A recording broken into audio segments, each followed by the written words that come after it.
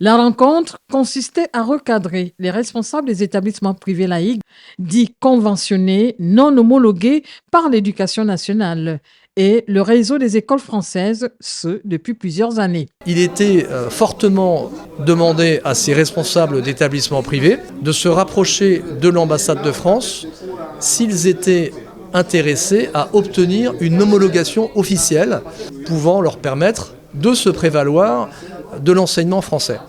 Je précise tout de suite que ce n'est pas l'ambassade de France, bien entendu, qui procède à cette homologation.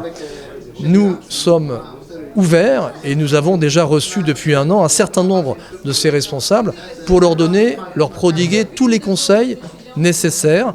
Mais in fine, c'est bien évidemment le ministère français de l'Éducation nationale qui les homologue.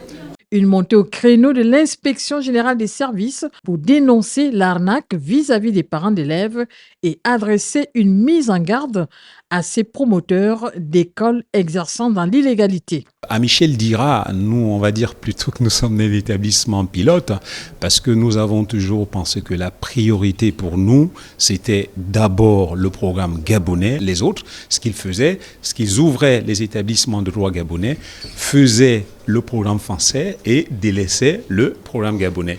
D'où la nécessité de cette réunion qui est une forme de recadrage en fait de la tutelle qui est le ministère de l'Éducation nationale à travers l'inspecteur général des services, M. Joachim Ondjila. Malgré le communiqué commis par la tutelle de l'éducation en début de l'année, plusieurs de ces établissements persistent dans leurs activités pédagogiques au mépris de la législation gabonaise.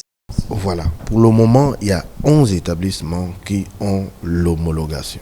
Les autres qui écrivent sous forme de publicité, programme français, bac français, DNB, ne sont pas en réalité homologués. Leurs élèves sont des candidats libres. Et donc, parce qu'ils ne sont pas dans le réseau d'établissements français, les examens gabonais sont reconnus de plein droit sur les territoires internationaux.